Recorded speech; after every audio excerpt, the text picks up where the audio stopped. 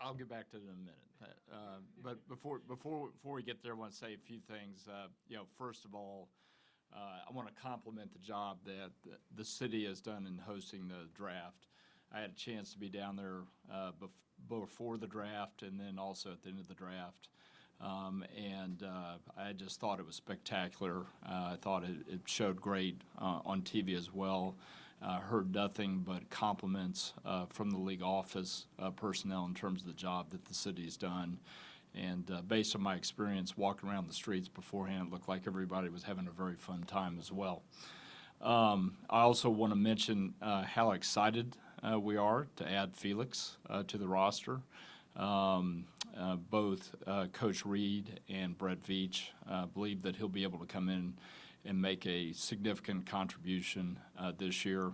I had a chance to meet him a few minutes ago, and he's so excited to be a member of the Chiefs. In fact, last night when I was talking to him on the phone, he broke down crying, and I could hear him say, "I've been dreaming about this my entire life."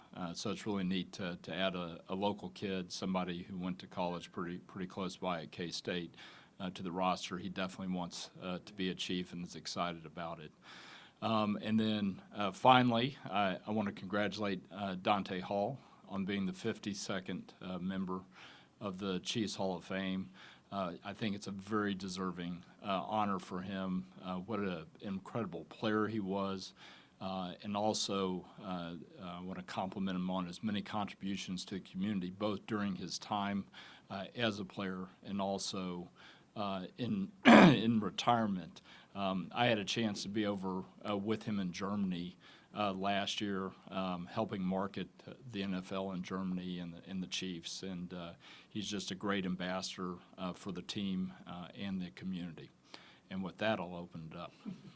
Just about last night, there's no real blueprint for a team to host since they've taken it to the road. So obviously there was quite a Chiefs statement there. How much did you think that through, and how, to Adam's point, how did you enjoy being up there for that? Yeah, so it was a very unique situation to have the Super Bowl champion Chiefs drafting last in the first round. And it was a conversation that took place between our staff and the league office, and the league office thought it would be neat to close the draft with something that was very Chiefs-focused, like they had opened the draft with a Chiefs vibe with Patrick and Kelsey out there on stage. And with going out with the trophy, what did that feel like for you to put the third trophy there and to just have this moment, Kansas City in the spotlight, the Chiefs in the spotlight that way? Well, I really think that the draft has been all about Kansas City, and it's an exclamation point on an incredible decade that we've had here with our sports teams, starting with Sporting Kansas City, winning the MLS Cup in 2013, then the Royals hosting 2 consecutive World Series in 2014 and 2015, and then, of course, the 5 AFC Championship games that we've been fortunate enough to host, claiming a couple of Lombardi trophies along the way. So I think the draft in a lot of ways is a celebration of all that success. And certainly we're very proud of the Chiefs' accomplishments this past season. And it was great having not only the Super Bowl 57 trophy out there, but the other 2 we'd won as well. What did it look like from the stage? We can all see it from there. Was it kind of overwhelming looking out at that crowd? Yeah, it really was, and I've had the good fortune of being on a stage very similar to that several times in the last few years with the Super Bowl parade concluding right there, and the visual from that stage, particularly during the Super Bowl parades where it was all red, up on the hill. I mean, it's really overwhelming. The draft was a little bit different in that you had the pods for each team. So I really liked the Chiefs pod, which was right down in front to the left. I did hear a few boos from some of the other pods, but it was overwhelming. And that stage is much bigger than a football field. I thought it showed tremendously. They did a great job of incorporating the architecture of Union Station in it and not covering that with the stage. So I think all that worked really well. Clark, what would have happened if you guys had traded that pick? Would you have to exit stage left? Or did you Well, I don't think I would have made it out onto the stage had that happened. And certainly with Brett Veach, those are always possibilities. Logistically, were you down there like 30 minutes early, and what if they'd have traded it? Was it like right to the last second before you got to go out? So I got down there probably 15 minutes before we were on the clock, and was in a green room actually with the Kelsey brothers and their mother, who was announcing the Eagles pick right before us. So there was a lot of optionality to how that could have turned out, and whichever way it went, it was going to be great for the Chiefs. Clark, we've talked some how the franchise has gotten from what it was a few years ago to where it is now, and there's a lot of people who deserve some credit for that. But how do you quantify Pat's role in that? Can you do that? Can you sum up what he's meant for the franchise in elevating it to what it is now? Yeah, well, certainly when you talk about the success that we've had over the last 5 years, Patrick has to be, right there at the top of the list. Although I think it's unfair to rank people because the role that Andy Reid has played, certainly makes him one of the most important figures in the history of the franchise. And then Brett Veach and Mark Donovan in their respective responsibilities have also done an outstanding job. And I feel like in some ways, we've been stacking one brick on top of another as we've built this, and found a way to evolve and get a little bit better each year. And that's really a credit to all those individuals I mentioned. But certainly, Patrick's incredible, and he's not only incredible as a player on the field, but also as a representative of the franchise off the field. Brett has indicated you guys might look at doing something with his contract when maybe after the Burrow and Herbert contracts get done. How do you go about determining his value, specifically his value to the franchise? Well, I don't know that there's really a way to quantify it financially, and no matter what he makes over his career, I'm sure one way or another he'll be underpaid. The great thing about Patrick is when we did that deal, he recognized that he wanted to give the club the flexibility to build the team around him, and that contract was structured in that way. We're only 1 year into a 10-year contract, so there's a long ways to go. But I think what Patrick cared most about was winning, and he certainly has been able to do a lot of that. Brett Veach has had enough flexibility to be able to add quality players each year, and that's part of the reason why we were able to lift the Lombardi Trophy again. Clark, first one to chat with you since that NFLPA report came out. Just wondered what, if anything, have you altered as a result of reading that feedback? Yeah, so we were surprised by some of the negative things in that report.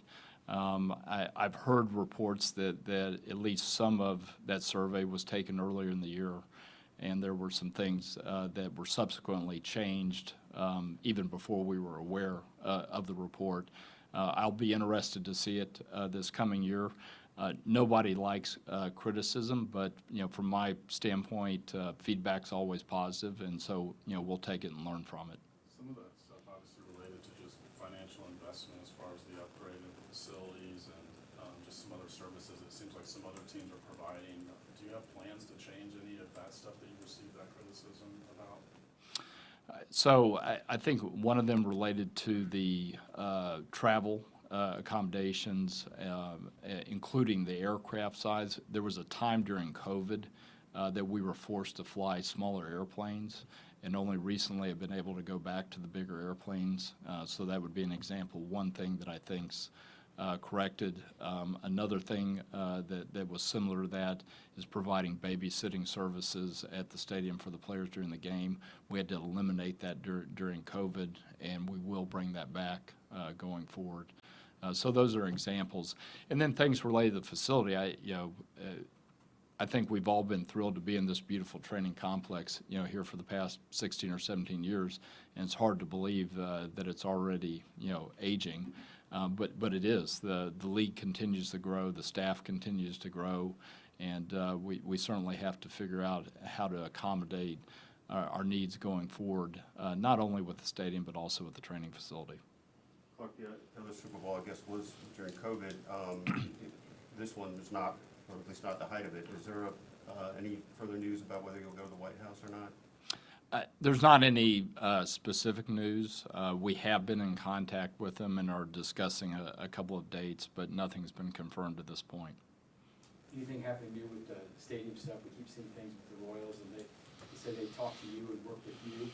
Everything going well on that front from your end? It is, and we do stay in communication with the Royals. That they've been going through a process, receiving, you know, some feedback from some community events that they've done to try to get thoughts from the community on what's the best direction for them. Truthfully, we've not focused on it a lot, you know, since the playoffs started. We got busy with that, and then the Super Bowl, and now the draft. But we'll turn our focus back to it, and you know, we'll work with the Royals from a timing standpoint, because obviously the two of us, you know, have a partnership here, and we've got to make a decision that's good for both franchises. John Sherman had said, kind of aggressively, maybe if they could be out and have a stadium built by 27 or 28, that's before the lease is over. So it seems like you guys will be separated. Was that going to be a good thing for the Chiefs to have your own lease? Has it been worn out its welcome, I guess, to be on a double lease together? I don't really think that it's worked to our disadvantage to have them as partners. I mean, this sports complex is special, and there's certainly enough space here for both franchises. They haven't made a final decision on where they'd like to go, but I know they're looking at some sites around downtown. And if that's the decision they end up making, you know, then we'll have more flexibility to do something here. Couple more, guys. Clark, you recently expanded you guys' international marketing area, so it's in Austria. What's the significance of that? Well, I think it was an opportunity that we in the league recognized, you know, we should have had a couple of years ago, because as you expand into Germany, you know, from a language standpoint, you have a lot of German speakers in Austria and Switzerland, and those are really similar markets from a sports marketing standpoint. So when the league indicated that would be an opportunity for us, we're eager to seize it. I think the timing will be great with the team playing in Germany this fall. Clark, I don't know how involved you were with any discussions of the initial sort of Kansas City burst at the start of last night, but I assume it was important to you to see Patrick be out among everybody and visible during the draft that way. Well, I would say it a little bit different. Anything that we could do to highlight either Kansas City or the Chiefs, you know, was a huge win for the community. And I think it's safe to say that our #1 ambassador is now Patrick, so having him out there on stage made a lot of sense, particularly given the number of NFL fans who were watching. Did you hear any kind of fuss about people thinking it was too Kansas City-centric? You know, I haven't heard that yet, and I'm betting that I don't hear that here in Kansas City. It'll be interesting, you know, maybe a few months down the road, you know, whether it is. Again, I think it just, you know, ties back to the uniqueness of us being the Super Bowl champion, and, you know, that was just a few months ago, so the timing was really good. It was a great way to extend our celebration. Clark, I think it was this time last year when we asked you at the stadium, you said it was still your preference to make something work at this side at Arrowhead. Just wanted to follow up on that. Has anything changed with that? No, it hasn't. We feel structurally that the building has an opportunity to go further, and that was part of the evaluation process that we've been through over the last couple of years. We're still trying to make a final decision between a renovation and a new building, but at least we know at this point that it's an option if we'd like to renovate Arrowhead and you know, keep one of the greatest traditions in pro football alive.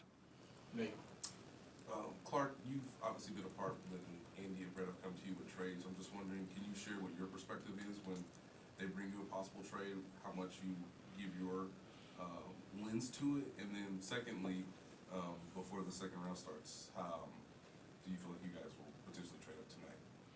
Yeah. So I mentioned earlier that Brett's fairly aggressive and willing to trade both up and down, and he and his staff are constantly working the phones during every draft, looking for opportunities to make a move, because there are always players that you believe are going to be taken before you get to your natural pick, and you want to know if there's an option there that makes sense in terms of the compensation for the trade. So last night, was like any night, and Brett's staff was working that.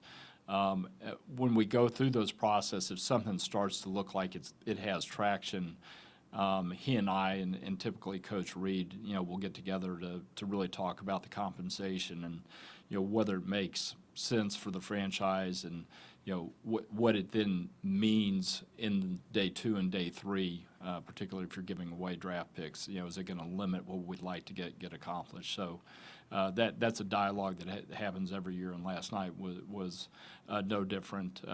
As we go into tonight, I don't have any expectation that he'll trade, but I certainly believe it's a possibility, and I know he'll have some options based on the work that his staff will do, as we get into the middle of the round. Amen. Do you have a moment that's been most special for you? Is it when you put the 3rd Lombardi Trophy down and say the reigning champs pick, or maybe something smaller with this whole draft in Kansas City? So like the Super Bowl parade, I would have a hard time picking out just one thing from last night. Certainly, getting to announce the selection of a player with local roots, I thought was special. But before the draft, I was up on the World War I monument, and I was doing some interviews up there, and I had a chance then to look back at Union Station, and that's a view that I've never seen before. And there were already 40 or 50,000 fans that had streamed in, most of them wearing red. And it was a pretty special sight to see the draft stage and all the Chiefs fans from that vantage point. Last one, Matt.